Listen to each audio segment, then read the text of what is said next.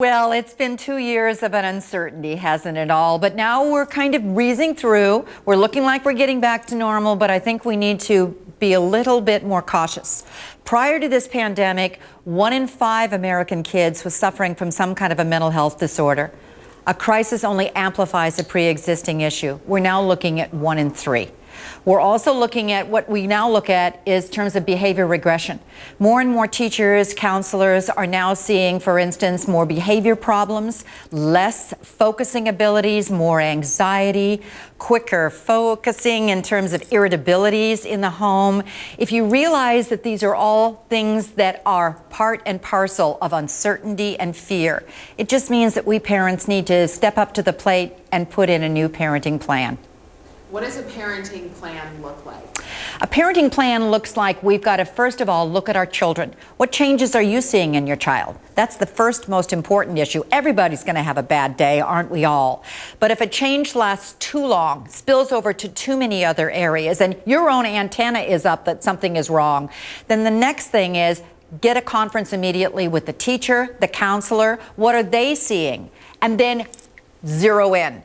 What's the behavior that concerns you the most? You got to have a plan for that behavior, because behavior's learned, but it also can be changed as long as we know what are we zeroing in on and what are we going to do instead as the replacer. We need to turn to parents, to trusted sources that we realize can help our children. In that, right now we're looking at the fact that some therapists aren't as readily available as they used to be. So you do everything you can. You can call your local pediatrician, your church group. Does the school have psychological resources? They all do. And then what you start doing is you start interviewing the therapist. I'd always ask, the key question is, what's your background? What's your training? And then ask other parents or anybody who's recommending that person, if this was your child, would you go to that particular person? That's always the one that says, okay, moving ahead.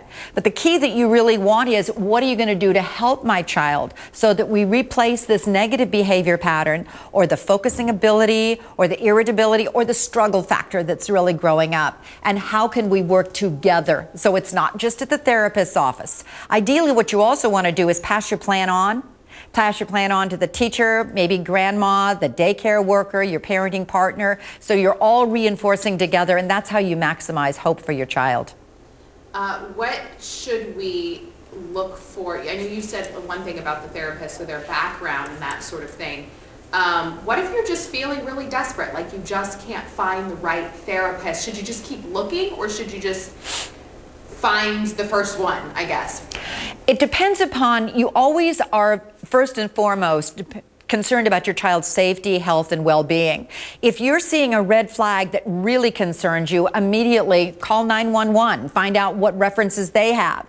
And if you can't find a therapist, you can also go onto the APA, which is the American Psychological Association website. There's a place you can actually put in your zip code and look at sources that are right here foremost in our particular valley that could help you.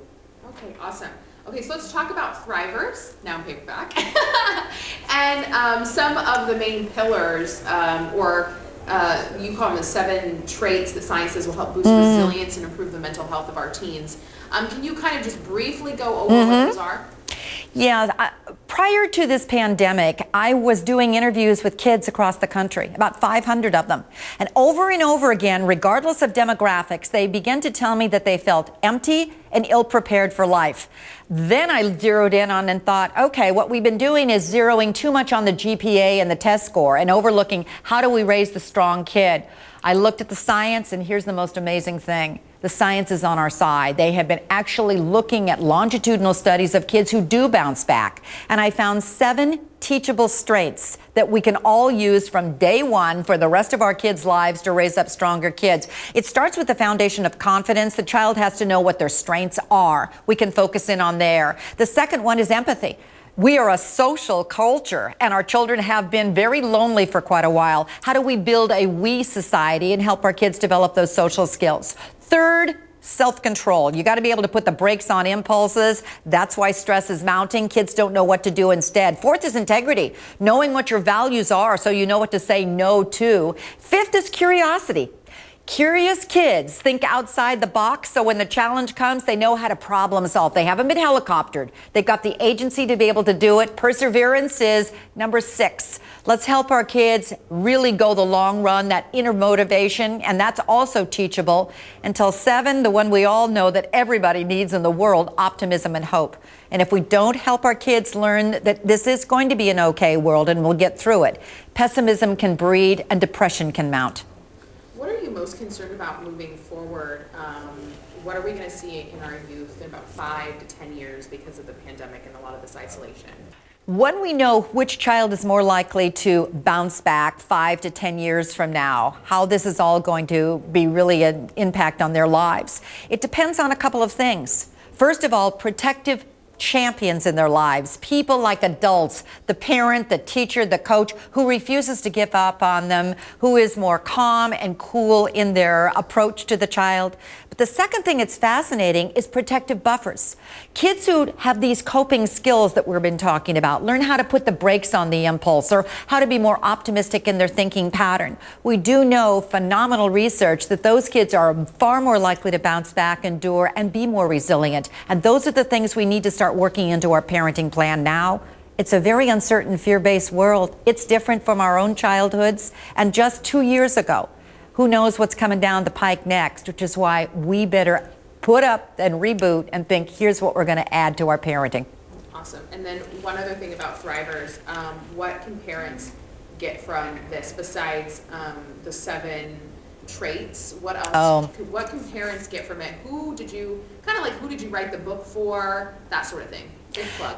Thrivers is written for parents and teachers, and I wanted it to be a guide, a new guide for raising a child. You'll see the 7 traits, but you'll also see over 300 age-by-age strategies that you can use.